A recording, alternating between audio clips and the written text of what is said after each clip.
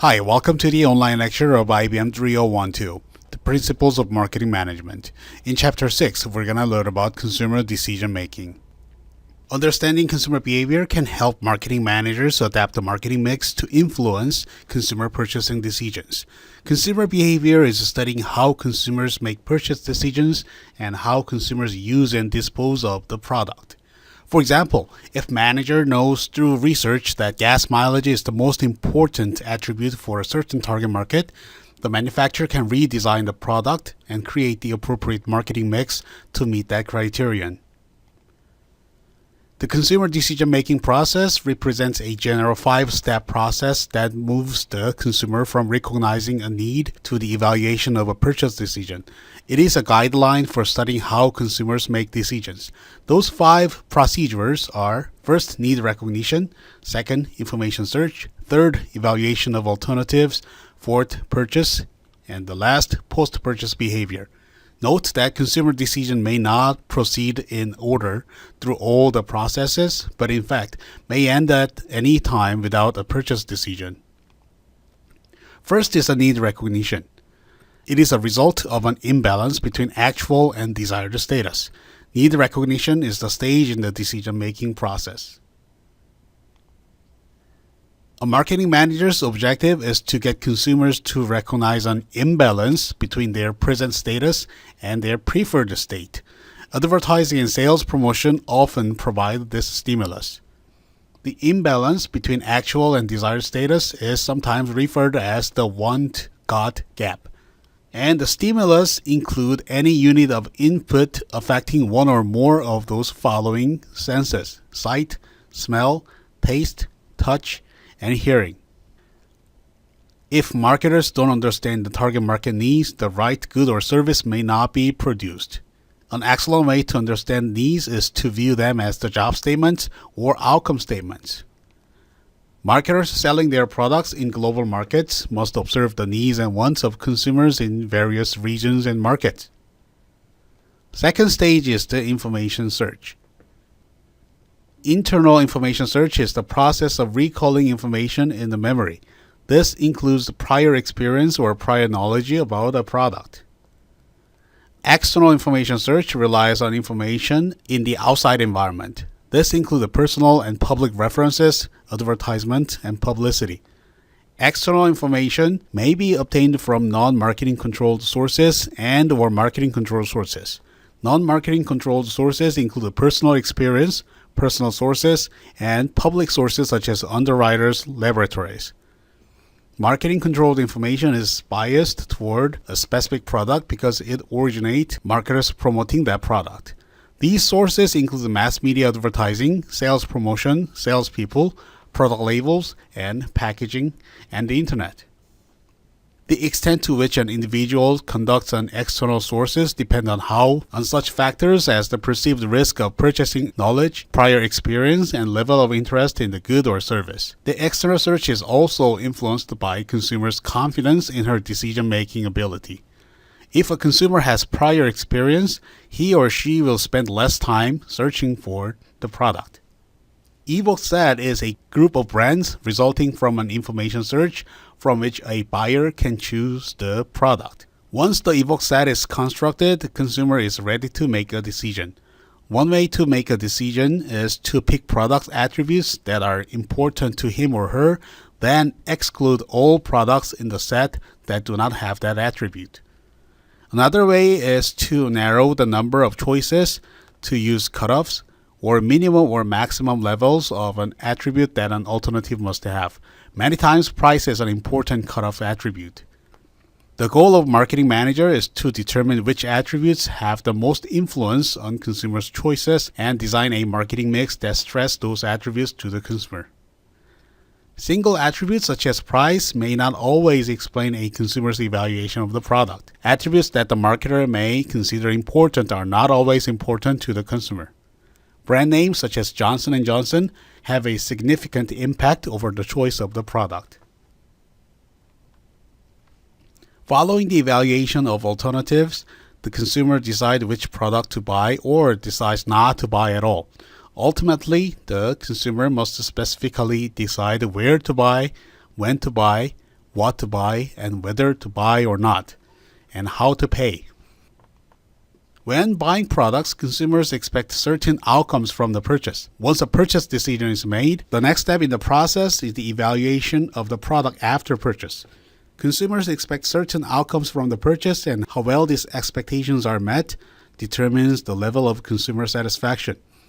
For the marketer, an important element of any post-purchase evaluation is reducing any doubt that the decision was sound.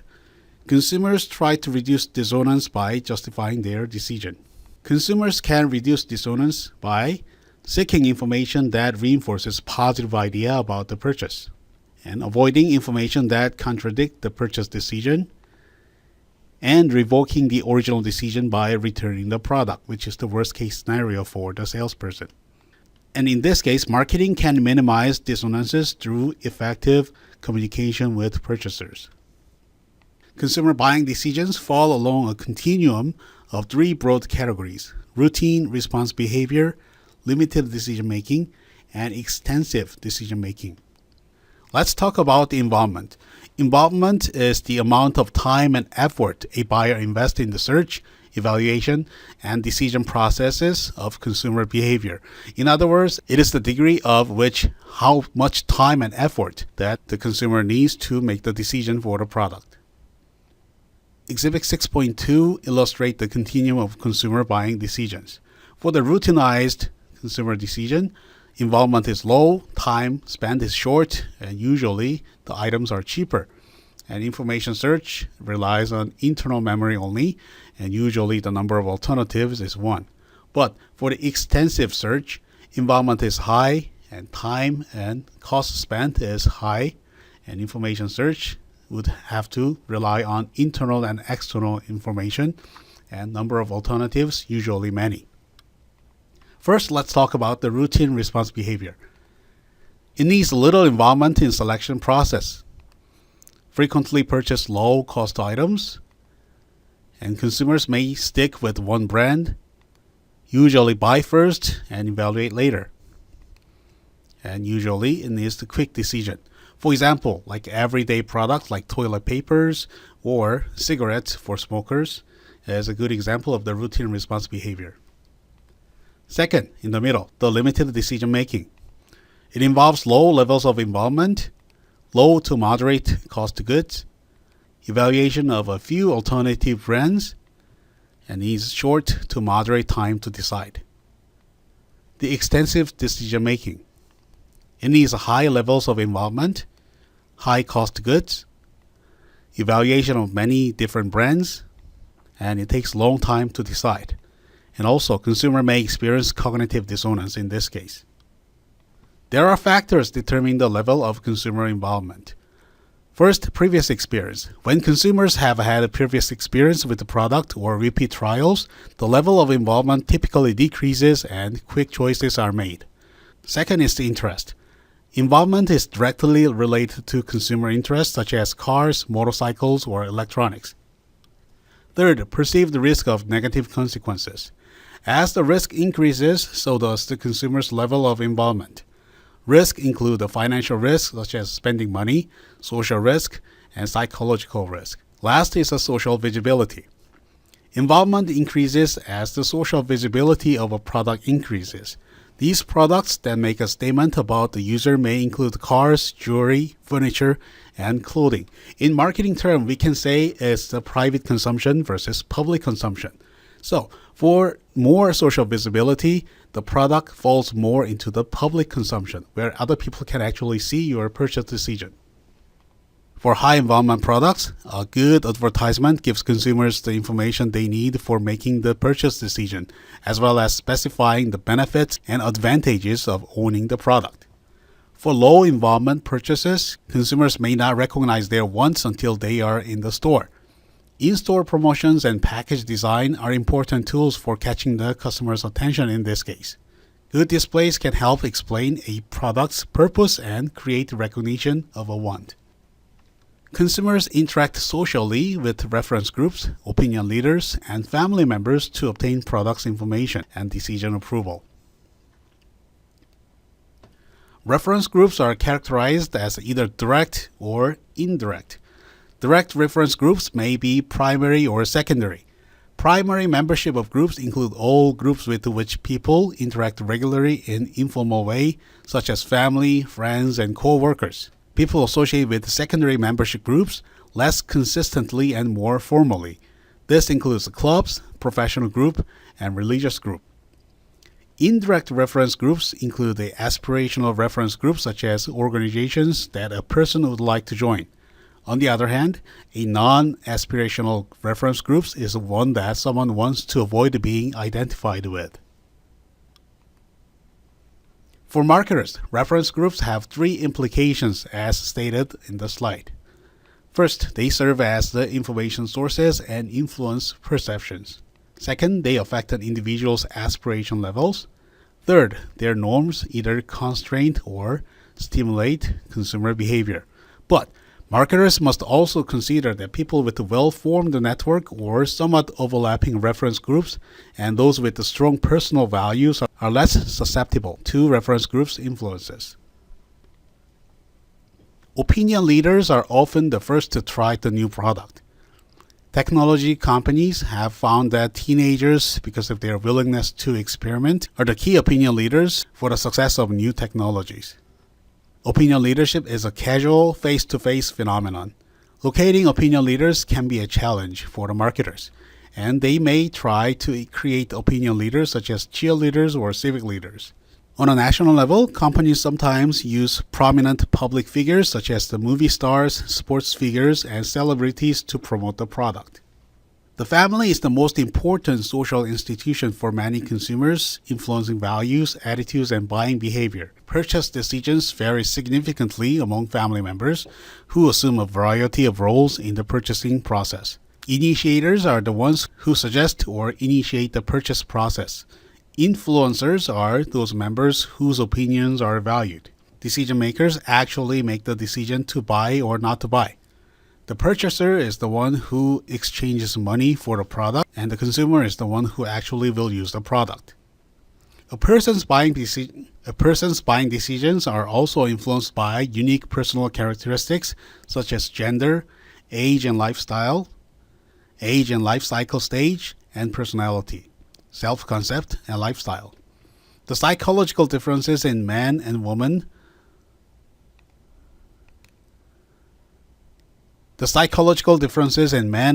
result in need for different products. Trends in gender marketing are influenced by the changing roles of men and women. Psychological differences between men and women result in different needs such as health and beauty products. But trends in gender marketing are influenced by the changing roles of men and women in our current life. Second is the age and family life cycle stage. The age and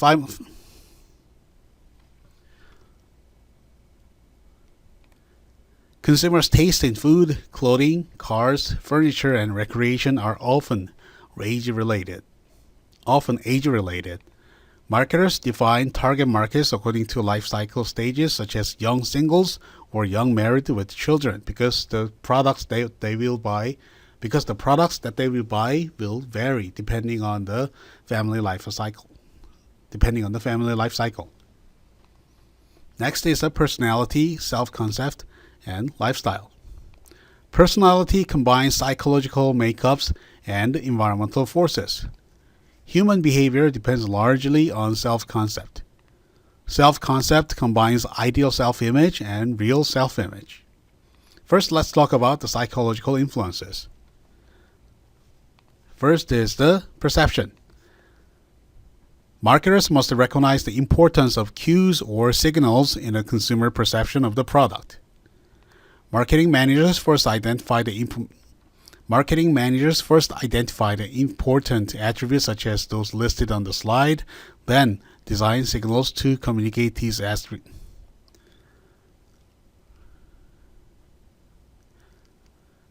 Marketing managers first identify the important attributes such as those listed on the slide, such as price, brand names, quality and reliability, threshold of the perception, product or repositioning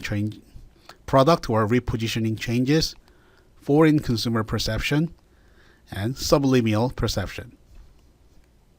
Then marketers design signals to communicate these attributes to customers. Maslow's hierarchy of needs is a method of classifying human needs and motivation into 5 different categories in ascending order of importance. It is shown in the exhibit 6.6 here and arranges needs in ascending order of importance. By studying motivation, marketers can analyze the major forces influencing consumers' purchasing decisions. When a product is purchased, a need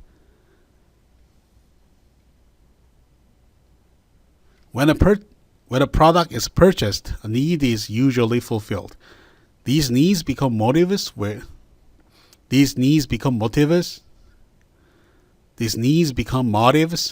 aroused sufficiently. Motives are the driving forces that cause persons to take actions to satisfy those needs.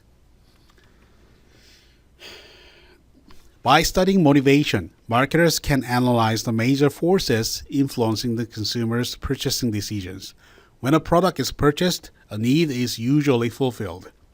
These needs become motives when aroused sufficiently. Motives are the driving forces that cause a person to take action to satisfy those needs. Types of learning. First is experiential. An experience changes the behavior of the consumer, but conceptual, it is not learned through direct experiences, but rather people actually learn through reading or listening to other people. Beliefs and attitudes are closely linked to values. If a product is meeting its profit goals, positive attitude toward the product needs to be reinforced. If the product is not succeeding, the marketing manager must work to change the consumer's attitude toward it. Changes in attitude can be accomplished in 3 different ways. First, changing beliefs about the brand's attitude. For changing the beliefs of the consumers, a marketer may want to first turn a neutral, negative, or incorrect belief about the product attribute into a positive one. Second, change the relative importance of a belief and add a new belief.